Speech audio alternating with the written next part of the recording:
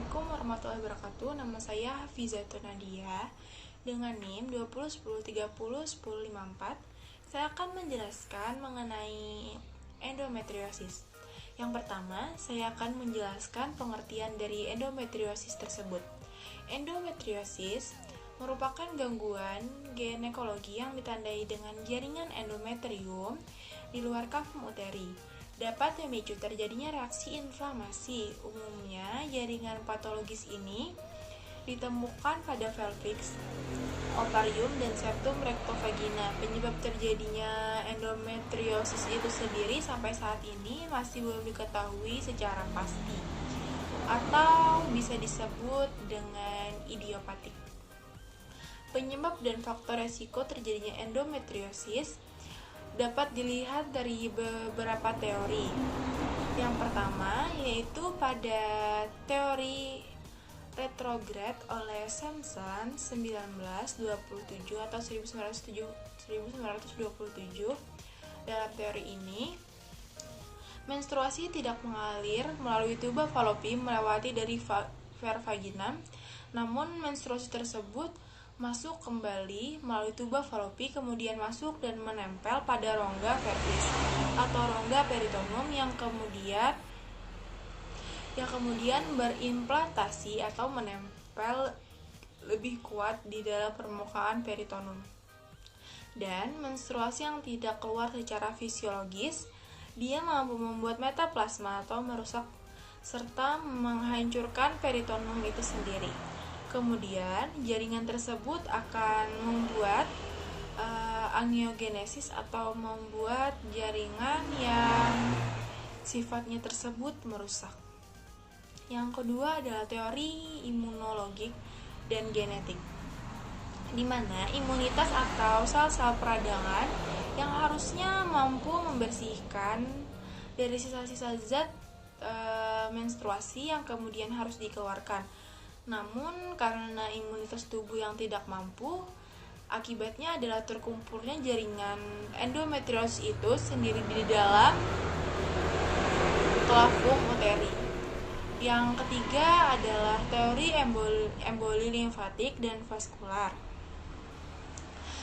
Teori ini dapat menjelaskan bahwa mekanisme terjadinya endometriosis di daerah luar pelvis, di daerah retroperiontal memiliki banyak sirkulasi limfatik. Suatu penelitian menunjukkan bahwa 29% wanita menderita endometriosis ditemukan nodul limfa pada pelvis. Nodul limfa yaitu seperti bercak-bercak limfa endometriosis yang kemudian bisa menempel di dinding peritoneum yang bisa menyebar ke paru-paru dan organ lain. Yang keempat adalah teori metaplasma.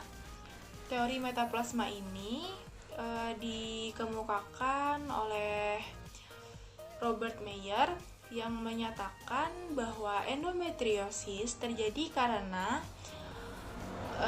rangsangan pada sel-sel epitel yang dari sel-sel tumor yang menempel dapat mempertahankan hidupnya di daerah pelviks sehingga terbentuk jaringan endometriosis tersebut. Selanjutnya saya akan menjelaskan tanda dan gejala pada endometriosis, yaitu yang pertama adalah nyeri pelviks, yaitu adalah nyeri panggul yang merupakan tanda utama dari endometriosis. Dengan ciri khas nyeri yang bersifat kronis dan berulang-ulang, timbulnya sebagai dysmenorrhea didapat atau sekunder biasanya terjadi 24 jam sampai 48 jam sebelum menstruasi mereda saat setelah timbul menstruasi. Namun rasa tidak nyaman dapat terjadi di seluruh interval menstruasi.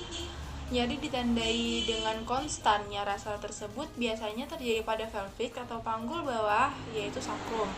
Yang kedua adalah dyspareunia yang merupakan keadaan nyeri pada saat berhubungan seksuality, di mana diklasifikasikan menjadi premier, yaitu munculnya saat mulai bersenggama, dan sekunder, yaitu adalah rasa nyeri yang ditimbulkan tidak nyaman saat bersenggama dan dirasakan saat mulainya sensasi bebas nyeri saat bersenggama.